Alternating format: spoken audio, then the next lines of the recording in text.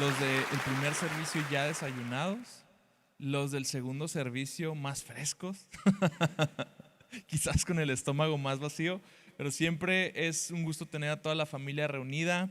Qué caos con los horarios. Yo sé que todavía hay muchos que se quedaron para que vean que lo análogo sigue rifando.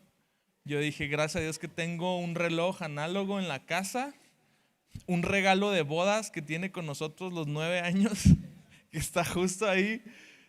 Ese reloj era el bueno y ese fue el parámetro y ya, que no cunda el pánico, todo está bien. En ese momento eran creo que las 10 de la mañana y ya, de ahí partió todo. Y qué bonito tenerlos reunidos de aquí para el Real, todos juntos, a menos que Dios decida otra cosa y ya no quepamos aquí, en cuyo caso pues nos vamos ya de local. ¿Sí? Bueno, no los escuché muy animados. Amén.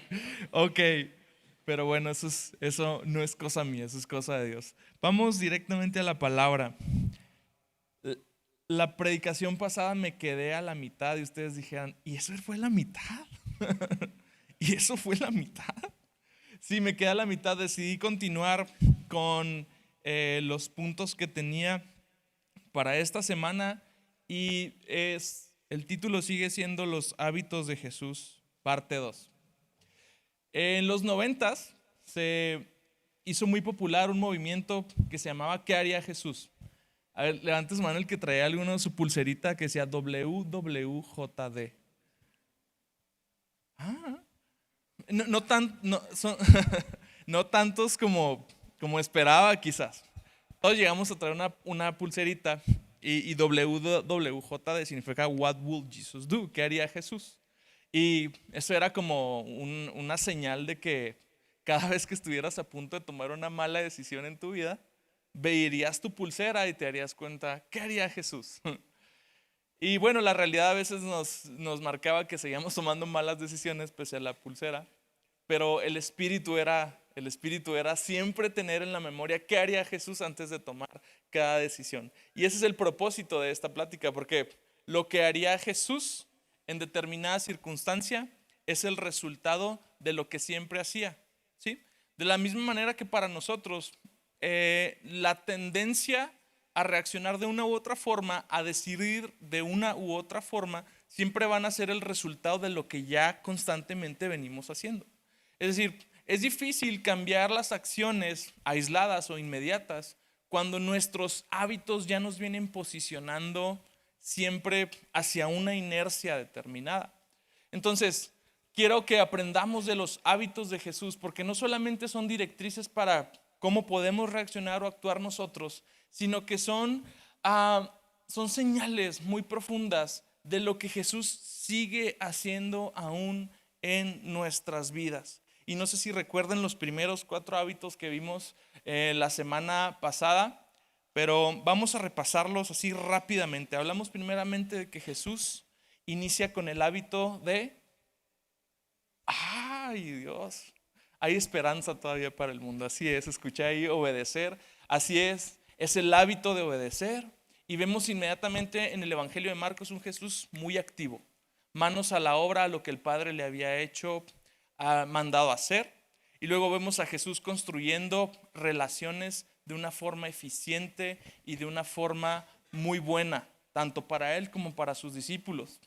Pese a que la gran mayoría de los problemas que Jesús pudiera recibir no venían tanto de la oposición, sino de su propia gente.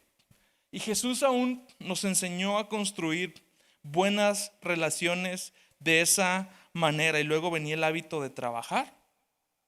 Y al mismo tiempo, con el hábito de trabajar, Jesús lo combinaba con el hábito de orar. ¿Sí? Jesús tenía estas largas jornadas de trabajo que al mismo tiempo podía equilibrar con tiempos de aislamiento, de levantarse temprano para ir a orar antes de continuar con sus labores. Bueno, hoy quiero seguir en este mismo relato y ahora vamos a Marcos 1:40 y 41, en esta misma secuencia. Marcos 1:40 y 41. Ahora estamos todavía en el primer capítulo de Marcos y vemos a Jesús que ya ha hecho varios milagros. Y cada uno de los milagros que vayamos viendo tiene un significado muy especial dentro de esta misma narrativa. Marcos 1:40-41 nos narra el siguiente milagro. Dice, un leproso vino rogándole a Jesús y arrodillándose le dijo, si quieres, puedes limpiarme. Si quieres, puedes limpiarme. Movido a compasión, extendiendo Jesús la mano, lo tocó y le dijo, quiero, sé limpio. Hay algo que probablemente sea elusivo en una primera lectura, porque parece otro día en la oficina para Jesús, ¿no? O sea, uno da por hecho que la gente enferma se acerca a él y él toca a la gente y pues ya la gente se sana, ¿no? Como si fuese algo ya mecánico, ¿no? Una forma de reaccionar mecánica. Algo que es tan conmovedor y tan hermoso en este milagro es que la persona que se acerca a Jesús era una persona indeseable. Era una persona que por definición ni siquiera podía estar cerca de las otras personas. Era una persona que aún por definición nadie debería tocar. Y este leproso, movido por la persona de Jesús, movido por lo que quizás ya estaba viendo, tiene la valentía de acercarse con Jesús, aún con su condición como estaba, y decirle, Dios, Jesús, ¿quieres? Si quieres, puedes sanarme. Y vemos cómo Jesús, movido a compasión, hace lo que nadie haría: tocar al leproso, tocarlo. Porque en el mismo toque estaba implícito que Jesús o cualquier persona podría ser contagiado de la misma lepra. Y Jesús viene desarrollando esta mecánica de tocar y lo hace con la suegra de Pedro, Mateo 8:15. Lo hace con la mujer del flujo de sangre. Toma la mujer la iniciativa, pero finalmente es el toque con Jesús lo que la hace sanar. Jesús toca a la hija de Jairo cuando esta niña está aparentemente muerta. Jesús toca a Malco, este soldado romano a quien Pedro en uno de sus arrebatos le corta la oreja para proteger a Jesús. Y Jesús toma la oreja y toca a Malco, y ese es el último milagro registrado de Jesús en los evangelios. Jesús tiene este hábito de tocar a las personas. ¿Y qué nos enseña este hábito? ¿Qué nos dice Jesús a través del hecho de que Él siga tocando a las personas? Algo muy hermoso, que es aquello que sale de Jesús. Es aquello que está en Jesús. Es Jesús mismo lo que puede transformar a las personas. ¿Sí? ¿Sabes? Lo que sale de nosotros es realmente a veces puras cosas negativas. Lo que sale de nosotros tiene un potencial destructivo. Lo que sale de nosotros normalmente tiene una connotación negativa. Y Jesús mismo lo afirmó: no es lo que entra en el hombre lo que contamina al hombre, es lo que sale del hombre. Porque del corazón vienen los malos deseos, los malos pensamientos, los homicidios, un montón de cosas que provienen del corazón. ¿Sí? Nota aparte para los que dicen que todos somos unas buenas personas, ¿sí? Y que todos somos unas lindas, unos lindos venaditos y que no podemos hacer nada malo, que siempre intentamos lo mejor. No, todo lo negativo proviene de nuestro interior, de nuestra naturaleza pecaminosa, pero no así con Jesús. Y parece ser que el toque del maestro es la respuesta a esa continua fuente de toxicidad o de basura que puede ser nuestro corazón. Porque aquí tenemos a un hombre indeseable, a un hombre aislado por definición, a un hombre que nadie querría tener cerca, dando un paso de fe con el maestro, al cual el maestro le responde con compasión y le dice: quiero, puedo tocarte. ¿Sabes? Esta es la santidad de Jesús. Y la santidad de Jesús no es esta cosa que le haría ser alguien que no quiera acercarse a nadie, Alguien que no quiera, hoy es que me vas a manchar. No, la santidad de Jesús fluye de él hacia afuera. La santidad de Jesús es esta fuente que Ezequiel veía, que salía desde el templo y se extendía por todas las naciones. Por lo tanto, es lo que sale de Jesús lo que es capaz de limpiar al leproso. Y es el toque del Maestro lo que tú y yo necesitamos para limpiar en definitiva nuestro corazón.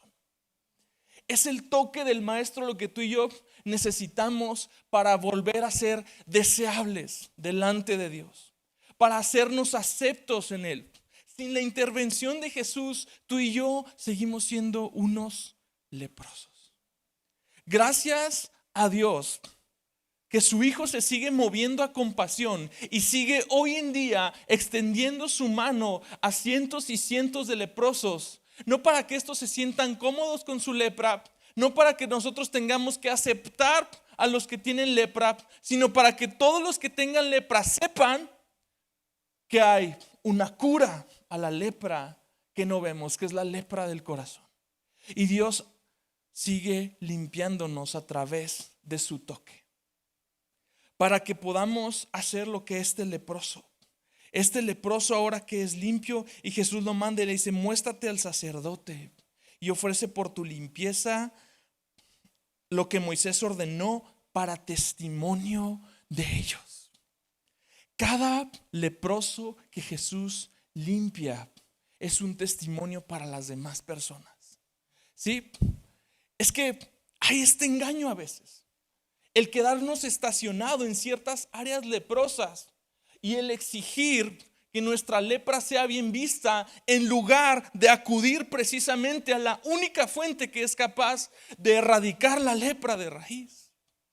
Y no se trata de estar bien con la lepra, se trata de buscar la fuente que es capaz de limpiarnos de ella.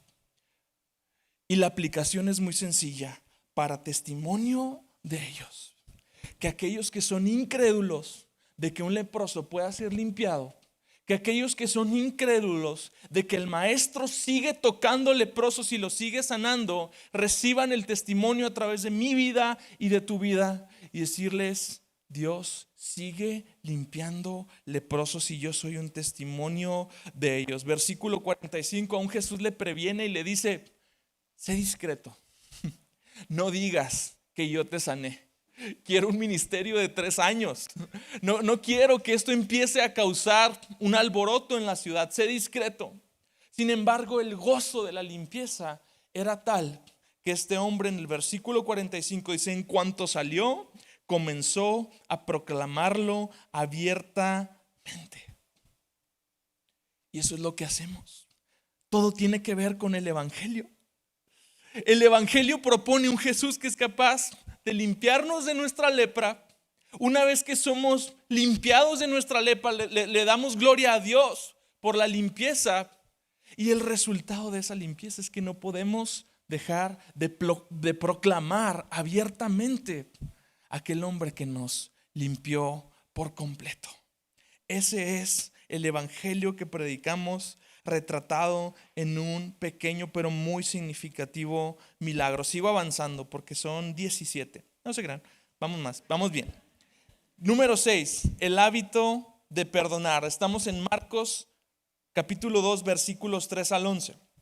Marcos 2:3 dice: entonces vinieron y le trajeron un paralítico llevado entre 4 hombres. Es otro milagro.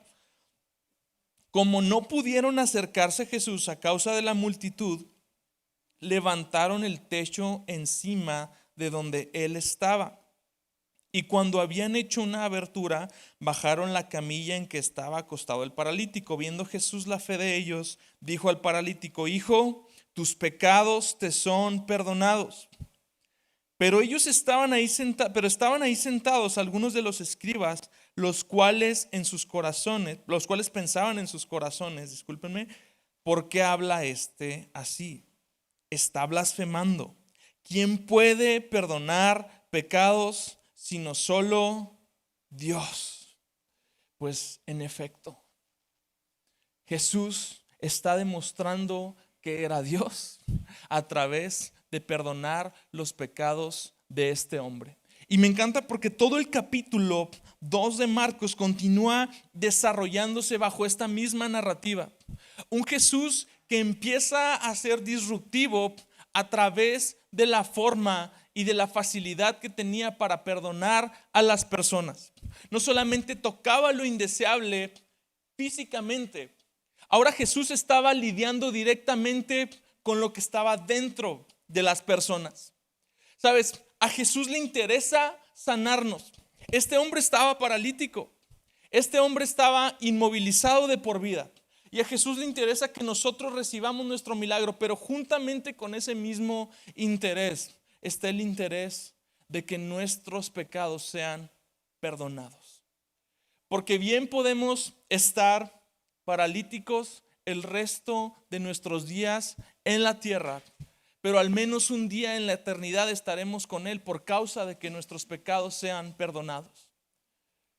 Y al menos habrá mucho dolor en la tierra, pero sabemos que en algún momento estaremos con Él, no porque Él respondió todas nuestras oraciones, sino porque nuestros pecados fueron perdonados. Esa es la garantía de que en algún momento vamos a estar en la eternidad. Sabes, yo no sé cuántas veces le has pedido a Dios algo. Y no sé si esas veces que no ves la respuesta traiga desánimo a tu vida. Yo no creo que Dios haya de responder absolutamente todas nuestras oraciones. Yo creo que Dios tiene un plan perfecto para nosotros e irá acomodando las cosas. Y no te quiero desanimar y no te quiero decir, bueno, pues ya no ores. No, ora más. Porque el milagro más hermoso es lo que está pasando dentro. El milagro más hermoso no fue que ese paralítico caminara. De verdad, el milagro más hermoso de esa tarde fue que sus pecados fueron perdonados. Dios, Jesús, había visto algo en este paralítico y sintió la necesidad de decirle, no solamente te vas a llevar el milagro, no te detengas en el milagro, no te estaciones en la bendición, llévate la bendición completa. Y la mejor parte de la bendición es que hoy puedes entrar confiadamente ante el trono de la gracia porque tus pecados fueron perdonados.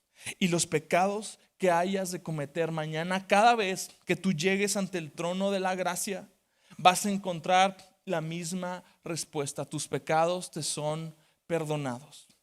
Jesús está más interesado en el hábito de perdonar, aunque en el hábito de que obtengamos todas las bendiciones que Él mismo nos puede dar. Continuamos con esa misma narrativa en el versículo 17. Jesús está, versículos 13 al 17, Jesús está ahora cenando con publicanos, otra vez con gente que por definición era pecadora, gente que por definición era indeseable, rechazada, mal vista. Bueno, al mismo tiempo que Jesús está poniendo en perspectiva lo importante que es que sean perdonados los pecados de una persona, en el versículo 17 le oímos decir esto. Jesús les dijo, los que están sanos no tienen necesidad de médicos, sino los que están enfermos. No he venido a llamar a justos, sino a pecadores. No he venido a llamar a justos, sino a pecadores. El ministerio de Jesús estaba centrado en reconciliar a las personas más alejadas de las esferas religiosas de su época con un Dios cuya imagen había sido distorsionada. Un Dios cuya imagen había sido distorsionada al grado tal de que solamente a través de ciertas ceremonias, solamente a través de ciertas tradiciones y de una vida de muchos ritos y actos simbólicos, muchos de ellos, podrían ser reconciliados esas personas con Dios. Y Dios nos muestra ese amor y Dios nos muestra este mensaje tan hermoso del Evangelio cuando Él mismo se hace hombre y atiende personalmente la necesidad de perdón de las personas. Jesús viene a crear verdaderamente un puente entre Dios y los hombres, para que todas las personas que se sentían alejadas, todas las personas que se sentían incapaces de acceder a la gracia, ahora se den cuenta de que es a ellas a quienes el ministerio de Jesús viene dirigido. Y en la actualidad no deja de darse la misma situación. Es el evangelio lo que viene dirigido hacia las personas que hoy se sienten alejadas, a las personas que hoy se sienten indeseables. Esa es la respuesta a sus oraciones. Esa es la respuesta a su necesidad de conectar con Dios. El precioso evangelio de Cristo Jesús, una vez que es predicado, tiene el poder para que nosotros encontremos esos puentes directo hacia el Maestro. Jesús no viene a llamar a los que están sanos, viene con los que están enfermos. Por definición, todos estamos enfermos. Tenemos una debilidad, tenemos un mal congénito, un pecado original que durante toda nuestra vida va a ser como un virus que está ahí presente. Un virus que necesita ser controlado, un virus que necesita ser puesto bajo una servidumbre. Porque ese virus tiene el poder de ocasionar que nosotros sirvamos a los fines de ese mismo virus, que nosotros sirvamos a los intereses y a los deseos que ese mismo virus está provocando. Un poder grande como el del pecado necesita otro poder más grande como el de Jesús, que lo ponga en servidumbre para que Jesús nos diga: el pecado no puede enseñorearse de ti. Ese es el diagnóstico y esa es la cura que el precioso evangelio puede realizar en nuestras vidas. Siguiente hábito: el hábito de desafiar el status quo. Versículo 2 de Marcos, versículo 18 de Marcos 2, dice: los discípulos de Juan y los fariseos estaban ayunando y vinieron y dijeron a Jesús: ¿por qué ayunan los discípulos de Juan y los discípulos de los fariseos, pero tus discípulos no ayunan? Versículo 23 nos da otra vez un caso similar. Aconteció que en un día de reposo Jesús pasaba por los sembrados y sus discípulos, mientras se abrían paso, comenzaron a arrancar espigas. Entonces, yo no sé cómo siempre salía un fariseo de algún lado. Es increíble. O sea, estás como que en un sembradío y luego de repente sale un fariseo. Están recogiendo espigas. Es muy extraño. Entonces los fariseos le decían: mira, ¿por qué hacen lo que no les es lícito en día de reposo? Contexto nuevamente. Estamos viendo un Jesús trabajador, un Jesús disruptivo, un Jesús con una agenda muy importante, la agenda de salvar al mundo. Y Jesús de alguna forma empieza a desafiar el status quo, empieza a desafiar las tradiciones cuando Él sigue trabajando en día de reposo. Y Él sigue sanando en día de reposo. Y primero está en contra, digamos no en contra, simplemente Jesús tiene una agenda con sus discípulos y en su momento sus discípulos no están ayunando como los discípulos de Juan. Y ahora sus discípulos no están guardando el día de reposo como lo hacían todos los religiosos. Y Jesús era un rebelde, no. Jesús estaba mostrándonos un significado más grande hacia la ley. Si la ley no nos lleva directamente a gozar de Dios, no nos lleva a experimentar la cercanía verdadera con el Padre, entonces esa ley era inútil. El Shabbat, el día de reposo, estaba siendo una carga sobre las personas. No estaba cumpliendo el propósito del cuarto mandamiento sobre las vidas de las personas. El cuarto mandamiento era que se guardara el día de reposo como un día para adorar a Dios, como un día para tener en cuenta a Dios, como un día para tener un descanso verdadero. Y Jesús se muestra como el descanso verdadero. Sus discípulos no tenían que guardar el día de reposo porque Jesús es el día de reposo. Y Él se encarga de decirles eso después. Yo soy más grande que este día. El verdadero reposo de mis hijos no va a estar en que descansen un día.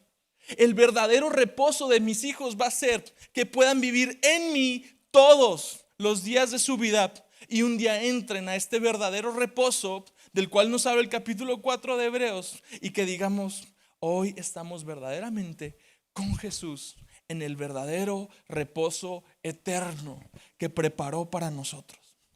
Ese era el verdadero significado de lo que Jesús estaba de alguna manera derribando a través de esta actitud. No se trataba simplemente de un activista o de un tipo anárquico en contra de todo lo establecido. Se trataba de mostrarnos un significado más excelente, un significado funcional. La ley y los profetas tienen un significado funcional solamente a través de la vida de Cristo. La ley y los profetas tienen un significado eterno únicamente filtrados a través de la cruz y de lo que Él hizo en esa cruz. Entonces, ahora Jesús está desafiando el status quo. ¿Sabes? Mañana no se celebra Halloween. Mañana es un aniversario más de la reforma protestante. Tú y yo estamos aquí y somos protestantes, digamos lo que digamos, pese a que no protestemos mucho en la actualidad. Este cristianismo es el fruto de lo que se hizo hace 505 años, el día de mañana. 505 años. Muchas cosas cambiaron ese día, y cambiaron porque las personas empezaron a ver la escritura, empezaron a ver la iglesia y dijeron: como que lo que la iglesia está haciendo ya no se parece a la escritura. Como que lo que la iglesia está haciendo ya no se parece a lo que Jesús decía. Como que lo que la iglesia, el rumbo que está tomando la iglesia, ya no tiene la efectividad de poner a las personas delante del trono de gracia, delante de Cristo, de exaltarlo a Él. Como que eso ya no está funcionando. Y hace 505 años, el día de mañana, empezaron a moverse algunas personas, incomodándose por lo que estaba establecido. Desde entonces la reforma, pese a que tuvo muchos ideales que le dieron origen, se queda con un pequeño estandarte: la iglesia siempre reformada está. La iglesia siempre reformada está. Una iglesia en constante reforma es una iglesia que, igual que Jesús, se atreve a desafiar el status quo. Se atreve a determinar cuándo la palabra de Dios está perdiendo eficacia, cuándo la palabra de Dios está perdiendo latencia en nuestros corazones. Y si eso está sucediendo, es momento de hacer que algo se sacuda para que la palabra tome el lugar que corresponde, para que Cristo sea exaltado otra vez en el lugar que le corresponde. Lo que hace la reforma en ese tiempo no es tanto como cambiar algo, sino como poner cosas en el lugar que le corresponde. Poner a la fe en el lugar que le corresponde. Poner a la gracia de Dios en el lugar que le corresponde. Poner a Cristo en el lugar que le corresponde. Poner a la Escritura en el lugar que le corresponde. Y poner la gloria de Dios como el sol hacia el cual miramos en todos los actos de nuestra vida. 505 años después es necesario que seamos un poquito más protestantes, un poquito más incómodos con la religión que estamos cada uno personalmente practicando, un poquito más incómodos con el preguntarnos: ¿de verdad hay algo que lleva mi corazón a arder cuando estoy yendo a la iglesia, cuando estoy compartiendo, cuando estoy haciendo algún acto de generosidad? ¿O solo se ha vuelto mecánico? ¿O solo se ha vuelto una tradición? La tradición es nociva para la fe.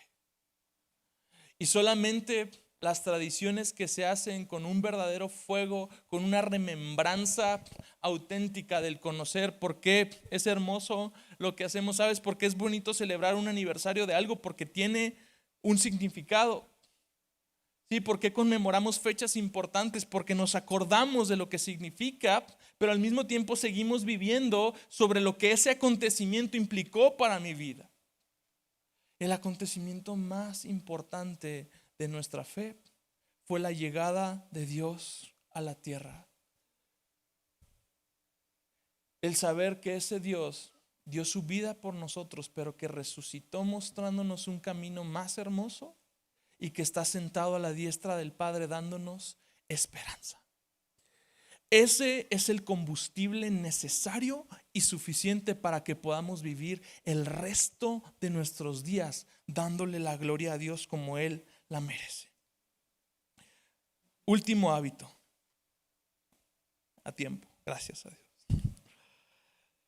Me voy hasta el capítulo 3. El hábito de atender la necesidad. El hábito de atender la necesidad. Capítulo 3 dice: otra vez, entró Jesús en una sinagoga y había ahí un hombre que tenía una mano seca y lo observaban. ¿Quién lo observaba? Los que querían prender a Jesús, los que querían agarrarlo en la movida. Y lo observaban para ver si lo sanaba. Estaban otra vez escondidos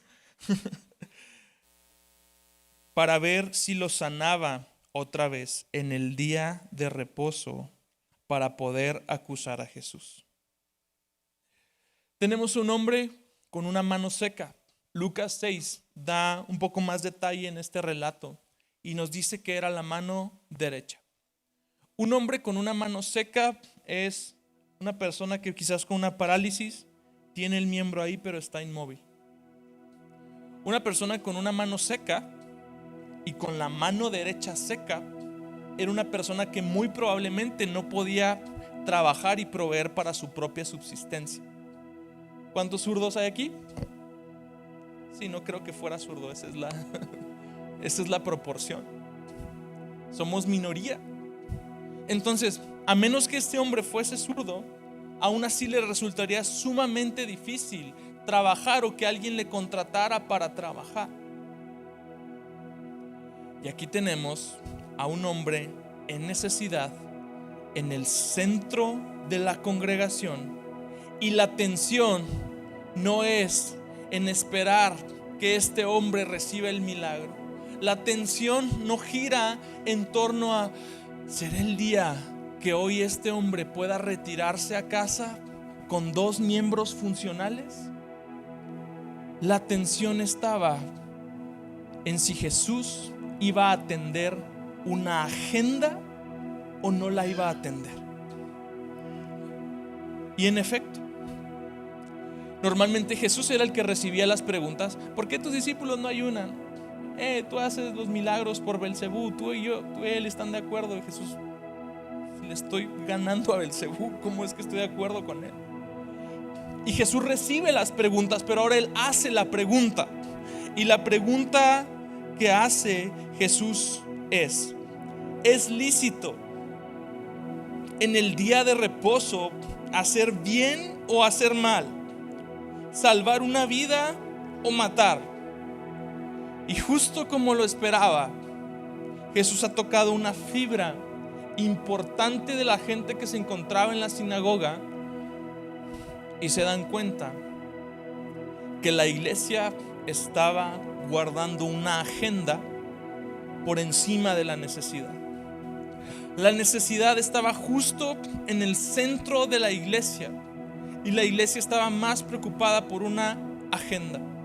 No es que hoy no toca, hoy no es el día, hoy tengo otros planes, hoy tengo otra cosa. Este hombre estaba en el centro de la iglesia y Jesús todavía le dice, para hacerlo más notorio: ponte de pie. Jesús le dijo al hombre que tenía la mano seca: levántate y ponte aquí en medio. Y mirando, me estoy salteando hasta el 5, y mirando con enojo a los que lo rodeaban y entristecido por la dureza de sus corazones, le dijo al hombre: extiende tu mano. Y él la extendió y su mano quedó sana. Jesús está mostrándonos con este milagro varias cosas. La primera de ellas es que para Jesús la necesidad de su iglesia es preponderante por encima de sus agendas, por encima de sus fechas, por encima de lo que sea que a veces nos esté distrayendo. Estamos tan a veces clavados en nuestras agendas, en nuestras fechas, en nuestros planes, que tendemos a ignorar la necesidad más inmediata. Hay un hombre que necesita ayuda, punto. Pero la iglesia se preocupaba por si Jesús iba a respetar o no el día de reposo. Gracias a Dios, gracias a Jesús, porque Él no seguía por esas fechas.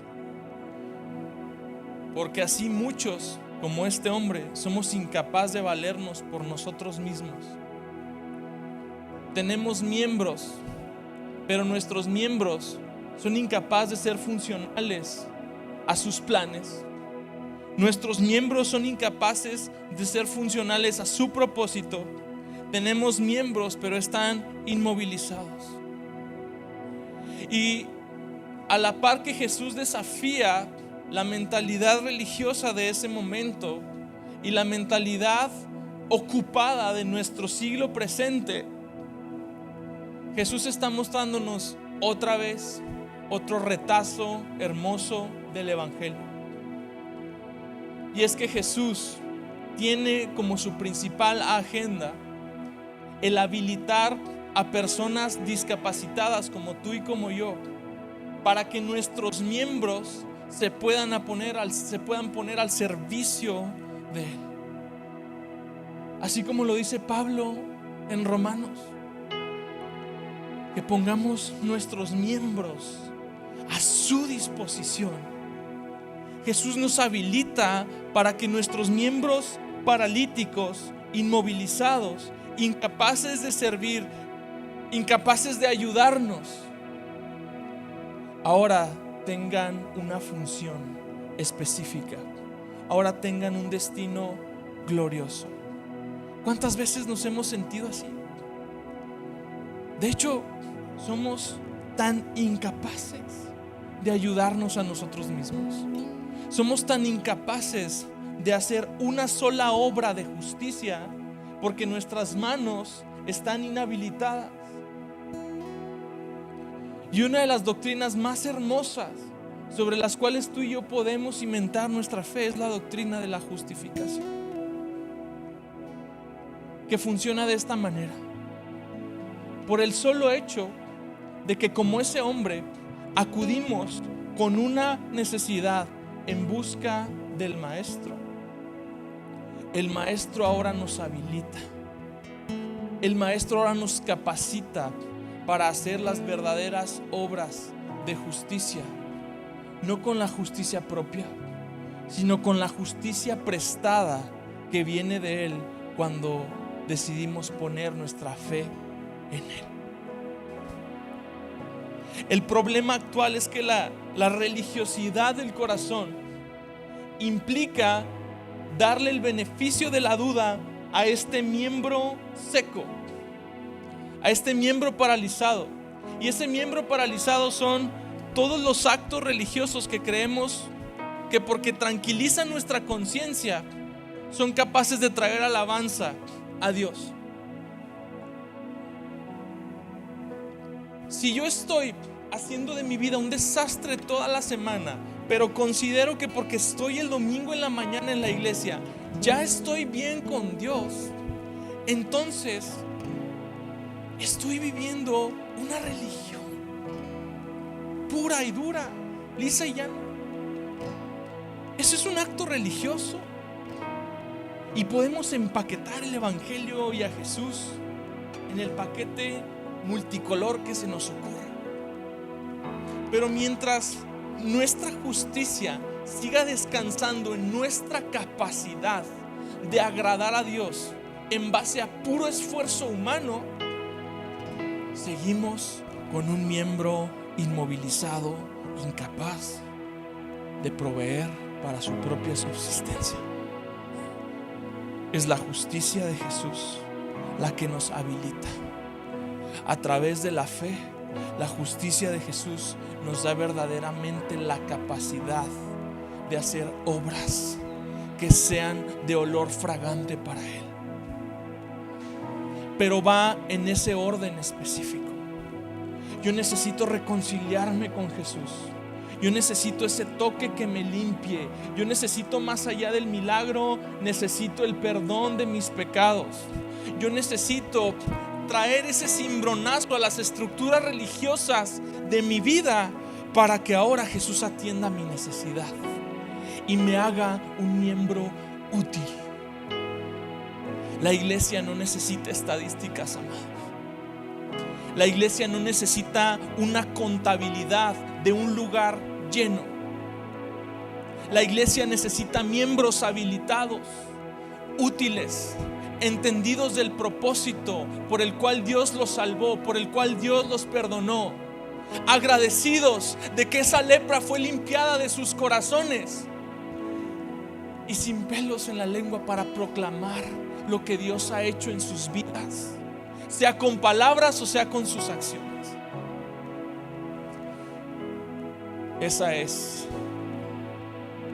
la obra que Jesús sigue haciendo en nosotros, porque Jesús sigue teniendo el hábito de tocarnos, sigue teniendo el hábito de perdonarnos. Jesús sigue teniendo el hábito de llevarnos a romper con la religiosidad, y Jesús sigue atendiendo nuestras necesidades. ¿Cómo vamos a responder nosotros a esta obra de Jesús? Es lo que hace toda la diferencia.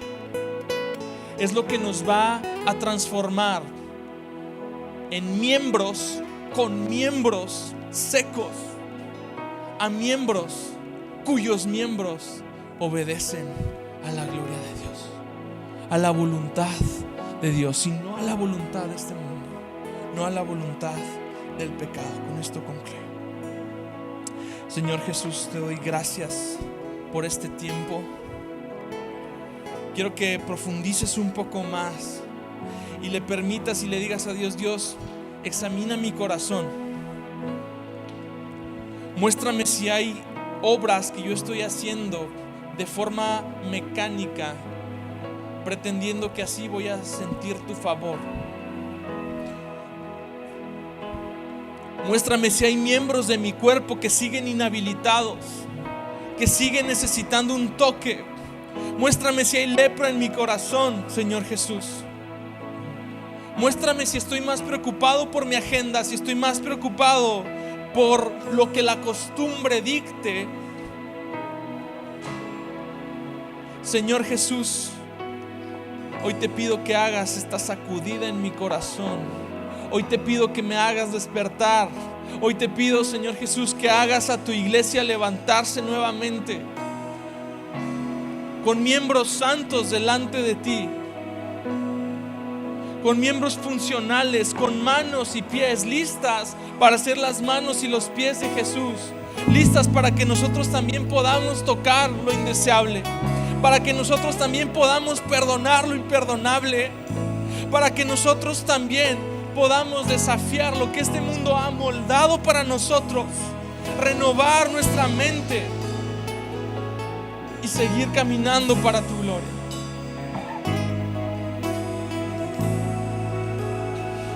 Dios, muéstrame aquello que necesita sacudirse. Dios, si también yo me he sentido un indeseable y no me acerco a ti porque la condenación es tanta, si yo me he sentido tan leproso que no me puedo acercar a ningún lado, Dios, yo te pido que a esos leprosos del corazón, que a esos paralíticos que hoy no pueden moverse por sí solos, tú no solamente les limpies y les hagas el milagro, sino que perdones sus pecados y que los acerques nuevamente a ti, que les permitas sentir nuevamente el gozo de la salvación, que podamos estar nuevamente conscientes del por qué estamos aquí, para qué estamos aquí. En el nombre de Jesús.